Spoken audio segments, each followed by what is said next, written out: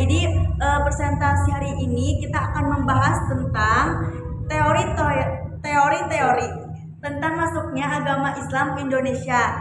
Jadi teori-teori ini ada 3. Yang pertama ada teori Gurajat. Teori ini beranggapan bahwa agama dan kebudayaan Islam dibawa oleh para pedagang dari daerah Gurajat ke India yang berlayar melewati selat mereka. Teori ini menjelaskan bahwa kedatangan Islam ke Nusantara sekitar abad 13 melalui kontak para pedagang dan pekerjaan samudra pasai yang menguasai Selat Malaka pada saat itu. Teori ini juga diperkuat dengan penemuan makam Sultan Samudra Pasai Malik As-Saleh pada tahun 1297 yang bercorak Gurajat. Teori ini ditemukan oleh Huragon J dan J. Napel. Itu teori Gurajat ya teman-teman. Nah, selanjutnya juga ada teori Mekah. Dalam teori ini menjelaskan bahwa Islam di Nusantara dibawa langsung oleh para musafir dari Arab yang memiliki semangat untuk menyebarkan Islam ke seluruh dunia pada abad ke-7. Jadi teori Gurajat pada abad ke-13 dan teori Mekah pada abad ke-7. Hal ini diperkuat dengan adanya sebuah perkampungan Arab di Barus, Sumatera Utara yang dikenal dengan nama Bandar Khalifah. Selain itu di Samudra Pasai Mahjab yang terkenal adalah Mahjab Safari. Mahjab ini juga terkenal di Arab dan Mesir pada saat itu. Kemudian yang terakhir adalah digunakannya gelar Al-Malik para raja-raja Samudra Pasai seperti budaya Islam di Mesir. Nah, itu teori Mekah. Selanjutnya teori Persia. Teori Persia, Umar Amin Hussein dan Hussein dijadikan berpendapat bahwa Islam masuk ke Nusantara melalui perdagangan yang berasal dari Persia, bukan dari Gurajat. Persia adalah kerajaan yang saat ini dimungkinkan besar daripada Irian. Teori ini bercetus karena pada awal masuknya Islam ke Nusantara di abad ke-13, ajaran yang merak saat itu adalah ajaran Syiah yang berasal dari Persia. Selain itu, adanya beberapa kesamaan tradisi Indonesia dengan Persia dianggap sebagai salah satu penguat. Jadi teori ini menjelaskan bahwa masuknya Islam ke Indonesia itu dengan cara berdagang. Nah, selanjutnya itu teori ini menggunakan jalur-jalur penyebaran Islam ke Indonesia. Nah, seperti yang dijelaskan tadi, yang pertama itu ada perdagangan. Yang pertama itu perdagangan. Kaum saudagar asing sudah masuk ke Nusantara sejak awal Masehi. Jalur perdagangan inilah yang dinilai sebagai langkah awal penyebaran agama Islam ke Pulau Nusantara sejak ke-7 Masehi. Kawasan Nusantara sangat ramai dikunjungi pedagang dari Arab, Persia, India maupun Cina. Kaum pedagang inilah yang ditengarai membawa ajaran Islam dan menyebarkan daerah-daerah yang dikunjungi. Nah, selain itu juga ada beberapa yang akan dijelaskan oleh teman saya.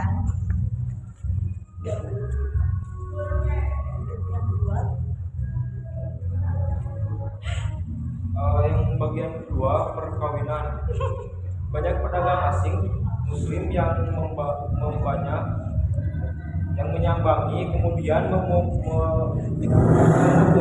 untuk menekan mereka mendirikan perkampungan. Orang Islam yang biasa disebut dengan istilah pekojan, dan disinilah terjadi interaksi dengan warga lokal. Tidak sedikit pedagang asing Muslim yang mendekati penduduk setempat. Orang lokal yang belum beragama Islam kemudian menjadi mualaf dan beranak pinak turun-temurun. Yang bagian ketiga, pendidikan. Faktor pendidikan juga berpengaruh dengan penyebaran agama Islam di Indonesia. Seiring munculnya para ulama kiai atau guru agama yang kemudian mendirikan pondok pesantren dan memiliki banyak murid atau santri.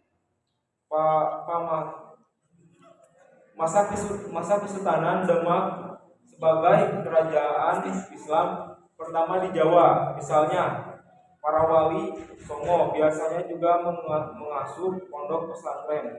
Para santri pesantren inilah yang kemudian turun menyebabkan ajaran Islam di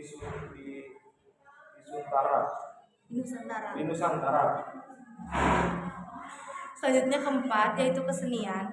Kebudayaan lokal ternyata dapat digunakan sebagai cara untuk menyebarkan agama Islam di Nusantara. Para pendakwah Islam awal di Jawa terutama para wali Songo melakukan syiar Islam dengan cara memadukan ajaran agama dan tradisi lokal seperti seni musik, terus tari, sastra, arus hingga bangunan-bangunannya. Beberapa strategi berkesenian dalam penyebaran Islam di Jawa diantaranya adalah pertunjukan wayang yang dilakukan oleh Sunan Kalijaga dan seni musik yang dilakukan oleh Sunan Bonang. Selanjutnya yang kelima itu adalah politik. Para pendakwah Muslim di Jawa atau Nusantara juga memakai jalur politik untuk menyebarkan ajaran Islam. Sebagai contoh adalah kiprah para wali Songo yang turut memperkasai berdirinya Kesultanan Demak. Pemimpin pertama sekaligus pendiri Kesultanan Demak adalah Raden Fatah yang merupakan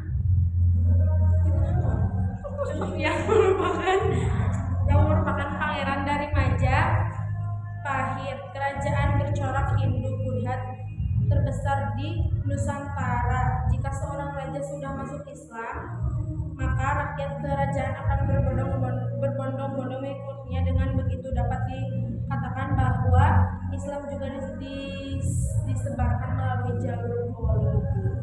Selanjutnya yang keenam itu ada Tasawuf adalah ajaran untuk mendekatkan diri serta mengenal Tuhan dalam Islam.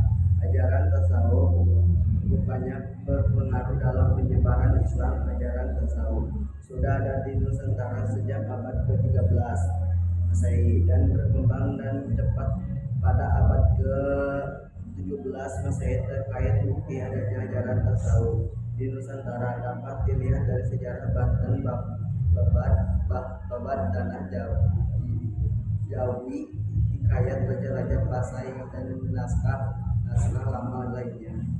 Terima kasih. Nah, itu adalah teori-teori masuknya agama Islam ke Indonesia dan jalur penyebaran Islam ke Indonesia. Jadi untuk kesimpulannya, Islam masuk ke Indonesia itu dengan cara perdagangan, perkawinan, pendidikan, kesenian, politik, dan juga tasawuf ya teman-teman. Oke, itu sekilas dari presentasi kami. Terus kalau mau mengomentari buat Pak Al, boleh. Terus sama teman-teman juga kalau yang belum ngerti tinggal di chat aja ya. Ya. Oke, saya akan akhiri presentasi ini dengan kata maaf karena kita juga masih belajar kan ya. Maaf karena saya cengengesan Pak karena bukan dia. Wassalamualaikum warahmatullahi wabarakatuh.